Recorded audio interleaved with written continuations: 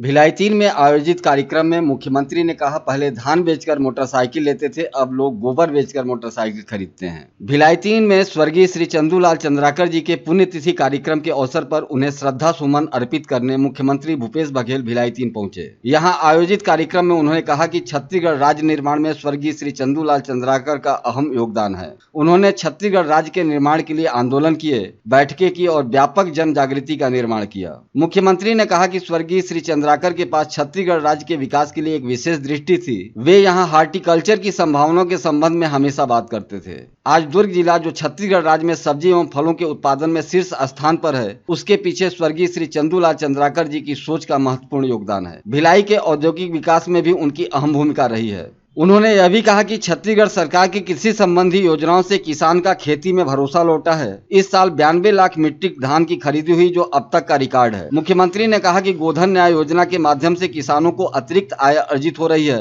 पहले किसान धान बेचकर मोटरसाइकिल खरीदते थे, अब किसान गोबर बेचकर भी मोटरसाइकिल खरीद रहे हैं। सांसद के रूप में जानते हैं, लेकिन उसके अलावा भी वो केंद्र में मंत्री रहे, अखिल भारतीय कांग्रेस कमेटी के वो राष्ट्रीय महासचिव भी थे, मध्य प्रदेश कांग्रेस कमेटी के अध्यक्ष के रूप में भी उन्होंने पार्टी की सेवाएं दी। उसके अलावा वो एक अच्छे स्पोर्ट्समैन थे और आजीवन वो पत्रकार बने रहे। अंतर्राष्ट्रीय पत्रकार संघ के उपाध्यक्ष भी रहे, संपादक भी राष्ट्रीय समाचार पत्र में वो संपादक के रूप में भी काम किए। खेल पत्रकारिता में उन्होंने अपनी छाप अंतर्राष्ट्रीय स्तर पर छोड़ी।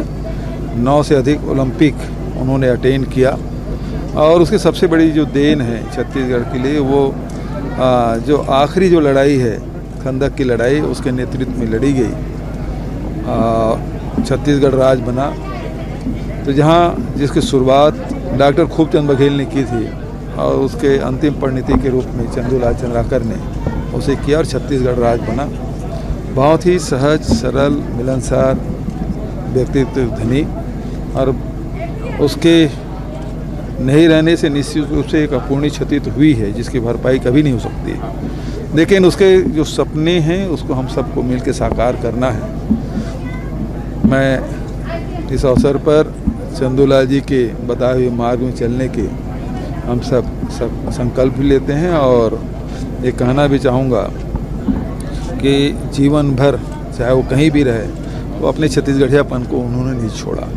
पेट्रोल और डीजल का जो रेट बढ़ा है, कैसा देखते हैं? देखिए, पेट्रोल और डीजल पहले भी भाव बढ़े थे और अभी पेट्रोल में 2.5 रुपया और डीजल में 4 रुपये की जो वृद्धि की है, वो तो आम लोगों के, चाहे किसान हो चाहे गृहस्थ हो, सबके अर्थव्यवस्था को चौपट करने वाला है। क्योंकि डीजल पेट्रोल के भाव बढ़ेंगे, ट्रांसपोर्टेशन बढ़ेगा, ट्रांसपोर्टिंग के बढ़ने से सामानों की कीमतें बढ़ेगी, महंगाई बढ़ने वाला है और इसलिए ये निश्चित रूप से इससे अर्थव्यवस्था, घर की अर्थव्यवस्था चौपट होगी।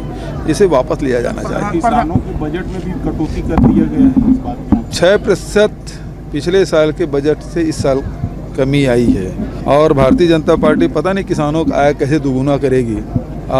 4 साल तो हो गए, ये 7वां साल है और ये कहते हैं कि आय 2022 तक के आय दोगुना हो जाएगा। तो 1 साल बचा है, आय तो बढ़ नहीं रहा है, लेकिन दुगुना कैसे करेंगे ये भारतीय जनता पार्टी बताना चाहिए।